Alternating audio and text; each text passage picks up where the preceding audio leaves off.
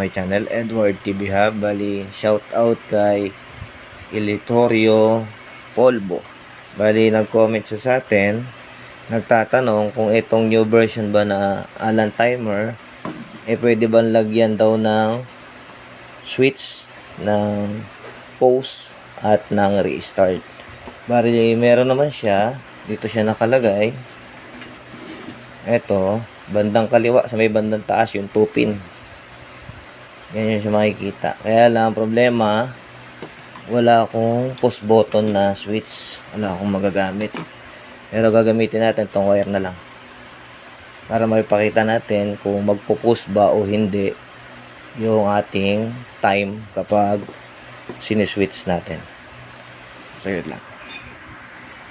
Okay, bali, nag-assemble na ako rito. Itong sinetup ko na to, wala tong relay. Kasi ang topic lang naman natin kung paano siya kabitan ng push button switch para sa pause at restart. Bali, naka-assemble na yan. Bali, itong outlet natin meron na rin. Sasaksak ko na lang.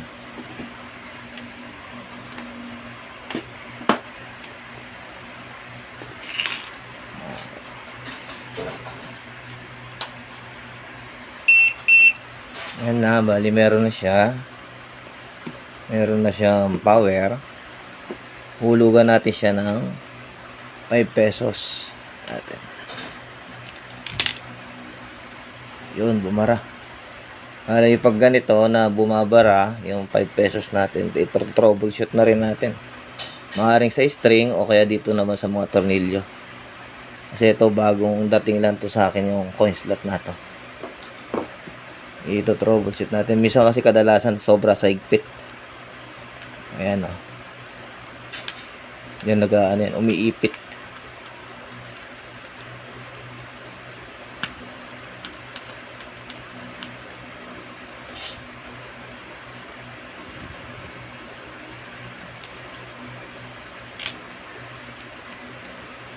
Pag naka-encounter kayo ng ganito, maaari umiipit kasi masyado mahigpit yung ating tornilyo dito sa timer, sa coin slot. Bukan ulit natin kung didiretso na. Okay na siya. Okay. Dito naman tayo sa timer, sa may pause na, sa pause natin, saka restart. Ko-connect ko na lang to. Wala kasi akong switch. Ito lang muna. Bali, may oras siya. 2 minutes and 30 seconds. Yan. Pag nagdikit siya, magpo-pause. Pag pinagdikit mo uli, continuous yung oras niya. Kung ilang minuto siya na-pause, pagbalik nyo, ganun pa rin. Balik ulit natin. Bago lang siya magpo-continue. Ibig sabihin, yung pause na to, hindi tatakbo ang minuto hanggat hindi mo pipindutin yung restart. Para kung sakaling may ginagawa ka, papatay mo muna, ipapause mo muna, hindi masasayang ang oras mo.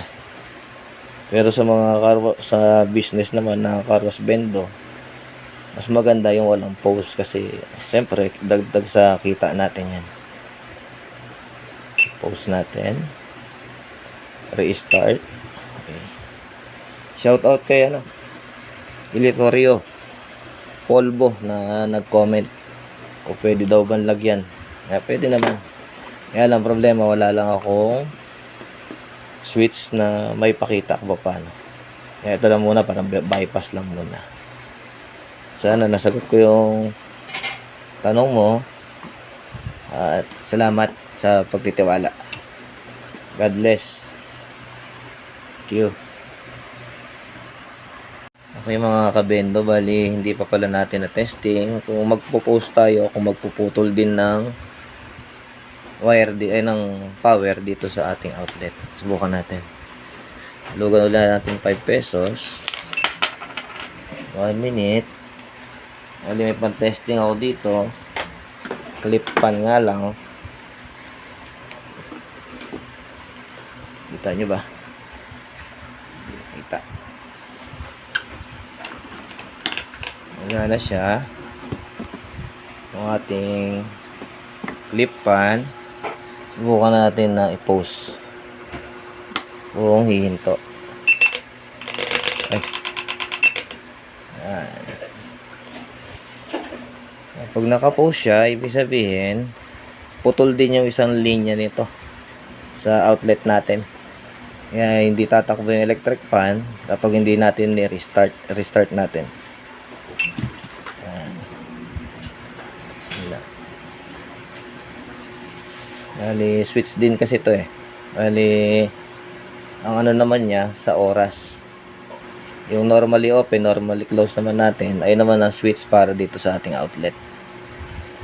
Okay guys, bali, maikling video lang aking ginawa para kay Boss Eleuterio Polvo.